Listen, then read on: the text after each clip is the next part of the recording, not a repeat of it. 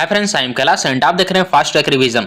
जैसा कि आप लोग जानते हैं, इसके पहले वाली वीडियो में हमने लोकसभा के बारे में डिस्कस कर लिया था। आज हम लोग राज्यसभा के बारे में पढ़ने वाले हैं कि राज्यसभा आखिर क्या होती है और राज्यसभा से कैसे कैसे क्वेश्चन पूछे जाते हैं संविधान में। जैसे कि आप लोग जानते हैं कि जितने भी कॉम्पिटिटिव एग्जाम होते हैं उनमें संविधान का बहुत ही महत्वपूर्ण रोल होता है, यानी आज के लगभग सभी कॉम्पिटिटिव एग्जाम में संविधान पूछे जाते हैं। तो चलिए शुरू करते हैं। राज्यसभा क्या होता है, सबसे पहले इसको जानते हैं। ये संसद का उच्च सदन होता है। लोकसभा संसद का निम्न सदन होता है और राज्यसभा जो होता है वो संसद का कैसा सदन होता है, उच्च सदन होता है। दूसरा नंबर क्या कहता है कि राज्यसभा के सदस्यों की नियुक्ति जो है वो राज्य विधानसभा के सदस्य करते हैं। कौन करता है? विधानसभा के सदस्य करते हैं राज्यसभा के सदस्यों की नियुक्ति। अगला देखते हैं। प्रत्येक 2 वर्ष में 1/3 सदस्य सेवानिवृत्त हो जाते हैं और नए सदस्य आते हैं।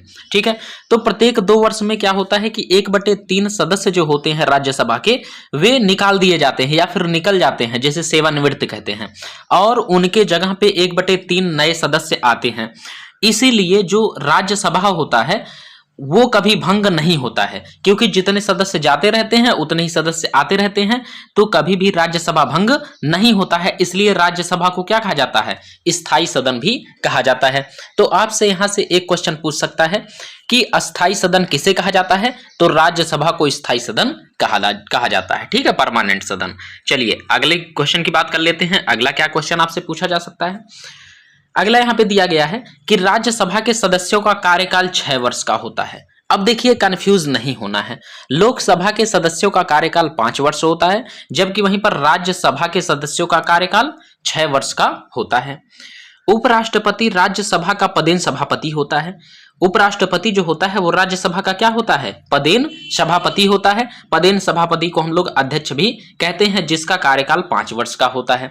यहां भी अब थोड़ा सा कंफ्यूजन बच्चों को हो सकता है कि राज्यसभा के सदस्यों का कार्यकाल तो 6 वर्ष का होता है, लेकिन राज्यसभा का जो पदेन सभापति होता है यानी उपराष्ट्रपति जो होता है उसका कार्यकाल 5 वर्ष का होता है। ये बात याद रखिएगा। ठीक है, अगला क्या पॉइंट दिया गया है कि राज्यसभा के उपसभापति को अपने में से राज्यसभा के सदस्य चुनते हैं। क्या है? राज्यसभा के उपसभापति को अपने में से राज्यसभा के सदस्य चुनते हैं। ये अगला पॉइंट हो गया। चलते हैं अगले पेज पे। क्या दिया गया है? देखिए यहां पे दिया गया है कि राज्यसभा के सदस्यों की क्या क्या योग्यताएं होनी चाहिए। तो राज्यसभा के सदस्यों की केवल 2 योग्यताएं होनी चाहिए। जिस प्रकार लोकसभा के सदस्यों की 2 योग्यताएं थी, वैसे राज्यसभा के सदस्य की भी 2 योग्यताएं होनी चाहिए। पहली योग्यता है कि वह भारत का नागरिक होना चाहिए, और दूसरी योग्यता है कि राज्यसभा का सदस्य बनने के लिए उसकी आयु कम से कम 30 वर्ष या उससे ज्यादा होनी चाहिए। वहीं पर लोकसभा के सदस्यों का जो आयु था वो 25 वर्ष होनी चाहिए। लोकसभा के सदस्य बनने के लिए 25 वर्ष, जबकि राज्यसभा का सदस्य बनने के लिए कम से कम 30 वर्ष या उससे ज्यादा आयु होनी चाहिए। चलिए बात कर लेते हैं सदस्यों की संख्या कितनी हो सकती है। तो राज्यसभा के सदस्यों की अधिकतम संख्या जो है वो 250 है, जो कि संविधान कहता है। संविधान कहता है कि राज्यसभा में अधिकतम 250 सदस्य हो सकते हैं, लेकिन वर्तमान में राज्यसभा में सदस्यों की संख्या 245 है। 245 जो सदस्य होते हैं उनमें कैसे कैसे सदस्यों को कहां कहां से लिया जाता है? तो 245 राज्यसभा के सदस्य में 12 सदस्य ऐसे होते हैं जो राष्ट्रपति द्वारा मनोनीत किए जाते हैं। कैसे सदस्य मनोनीत किए जाते हैं? जिन्होंने साहित्य में, कला में, संगीत में आदि में कोई विशेष कार्य किया हो, वैसे 12 सदस्यों को राष्ट्रपति मनोनीत करता है राज्यसभा के सदस्य बनाने के लिए। और अगर बात करते हैं बचे हुए 233 सदस्य जो होते हैं वो राज्यों से चुने जाते हैं। अब राज्यों में भी 2 प्रकार के राज्य होते हैं, एक तो सामान्य राज्य और एक तो केंद्र शासित प्रदेश।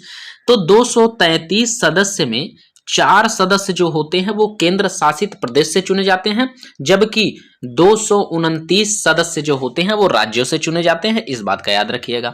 तो 245 अधिकतम सदस्य हो सकते हैं राज्यसभा में, जिसमें 12 सदस्य राष्ट्रपति द्वारा मनोनीत किए जाते हैं जिन्होंने कोई समाज में विशेष काम किया हो, कला में, साहित्य में आदि में। और बचे हुए 233 सदस्य जो होते हैं वो राज्यों से चुने जाते हैं। कैसे? 4 सदस्य केंद्र शासित प्रदेश से और बाकी बचे हुए 229 सदस्य राज्यों से चुने जाते हैं। ठीक है, चलिए अगले पॉइंट में देख लेते हैं क्या दिया गया है। कुछ इंपॉर्टेंट पॉइंट दिया गया है जो कि आपके एग्जाम में ट्रेंड करता है, तो इसको आपको छोड़ना नहीं है, बिल्कुल रट लेना है जैसे यहां पे दिया गया है। तो अगर हम लोग बात करते हैं पहले सभापति की, तो पहले सभापति डॉक्टर सर्वपल्ली राधाकृष्णन जी थे। पहले सभापति कौन थे? डॉक्टर सर्वपल्ली राधाकृष्णन जी थे। पहले उपसभापति कौन थे? तो एसवी कृष्णमूर्ति राव थे। कौन था? एसवी कृष्णमूर्ति राव पहले उपसभापति थे।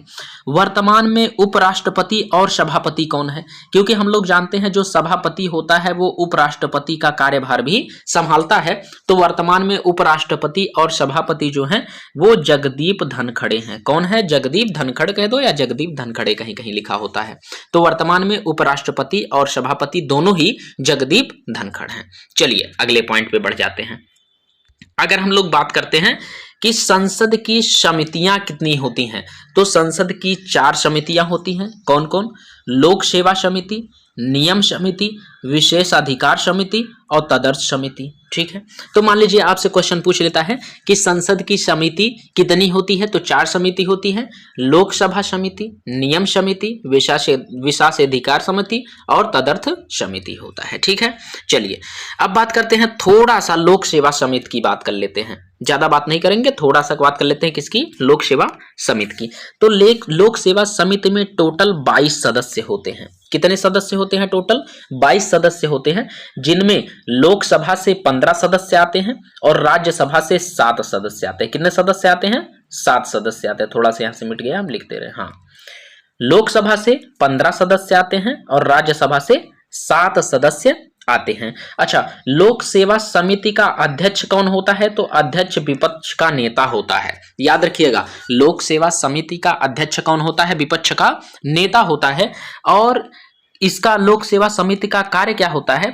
तो मंत्रालयों के व्यय और सीएजी की रिपोर्ट पर विचार करता है कि मंत्रालय में कितना व्यय हुआ, मंत्रालय में कितना व्यय हुआ, इसका काम कौन कर सकता है? विपक्ष का नेता कर सकता है। इसलिए सरकार चलाने में विपक्ष के नेता का भी उतना ही बड़ा रोल है जितना कि सरकार का होता है। तो विपक्ष के नेता को इग्नोर नहीं किया जा सकता है संविधान में, क्योंकि विपक्ष का नेता ही गलत करने पर पाबंदी लगाता है। कोई मान लीजिए सरकार गलत करना चाहता है तो उस पर हस्तक्षेप करने वाला विपक्ष का नेता होता है, तुरंत वो हस्तक्षेप करता है। यहाँ पे एक नोट दिया गया है कि लोक सेवा समिति के अध्यक्ष की नियुक्ति लोकसभा अध्यक्ष करता है। तो लोकसभा अध्यक्ष लोक सेवा समिति के अध्यक्ष की नियुक्ति करता है। इस बात को याद रखिएगा, ये भी इंपॉर्टेंट पॉइंट है, कई बार पूछा गया है। चलते हैं अगले पॉइंट पे। अगला पॉइंट क्या दिया गया भैया? कुछ इंपॉर्टेंट पॉइंट दिए गए हैं जो कि आपके एग्जाम के लिए बहुत ही इंपॉर्टेंट होंगे।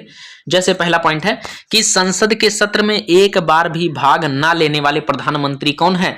तो वो चौधरी चरण सिंह है। चौधरी चरण सिंह ऐसे प्रधानमंत्री थे जिन्होंने संसद के एक भी सत्र में हिस्सा नहीं लिया था। एक भी सत्र में हिस्सा नहीं लेने वाले प्रधानमंत्री चौधरी चरण सिंह बन गए थे।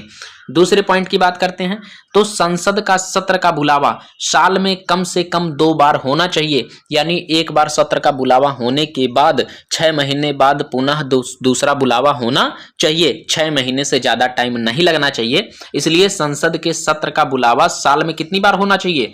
कम से कम 2 बार होना चाहिए। बाकी 2 बार से अधिक बार भी अगर जरूरत लगे तो कर सकते हैं। तो आशा करते हैं इतना आपको समझ में आ गया होगा।